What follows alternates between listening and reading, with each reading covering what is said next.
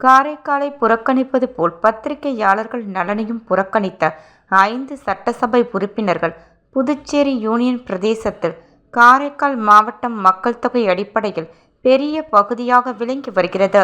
புதுச்சேரி அரசால் காரைக்கால் பகுதியை தொடர்ந்து பல்வேறு நிலைகளில் புறக்கணிக்கப்பட்டு வருகிறது. குறிப்பாக இந்த பட்ஜெட்டில் ஏற்கனவே அறிவித்த திட்டங்களை அறிவித்துவிட்டு வேறு எந்த புதிய திட்டங்களையும் அறிவிக்கப்படவில்லை என்பது அனைவரும் அறிவீர்கள். அதற்கு காரைக்கால் மாவட்டத்தை சேர்ந்த 5 எம்எல்ஏக்களும் குரல் கொடுத்ததாக தெரியவில்லை. ஏதோ பேரளவிற்கு ஓரிரு திட்டங்களை மட்டும் பேசிவிட்டு அமைதியாக உள்ளனர். குறிப்பாக இன்று புதுச்சேரி சட்டசபையில் முதல்வரிடமுள்ள செய்தி மற்றும் விளம்பரத்துறையின் மானிய கோரிக்கை விவாதம் நடந்தது. ஆனால் பத்திரிகையாளர் நலன் குறித்த காரைக்கால் மாவட்ட 5 எம்எல்ஏக்கள் ஒருவர் கூட பேசாதது மிகவும் வருத்தத்தையும் கவலையும் ஏற்படுத்தி உள்ளது. காரைக்கால் மாவட்ட பத்திரிகையாளர்கள் பல்வேறு நிலைகளில் சிரமப்பட்டு வருகின்றனர்.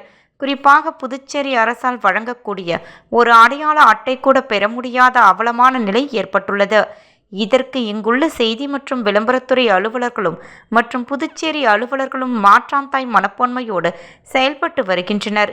இதேபோல் பல்வேறு பிரச்சனைகளை அறிந்த காரைக்கால் மாவட்ட சட்டமன்ற உறுப்பினர்கள் இன்று நடந்த கூட்டத்தொடரில் இது பற்றி பேசவில்லை. ஏனென்றால் முதல்வர் ரங்கசாமியிடம் இத்துறை உள்ளது.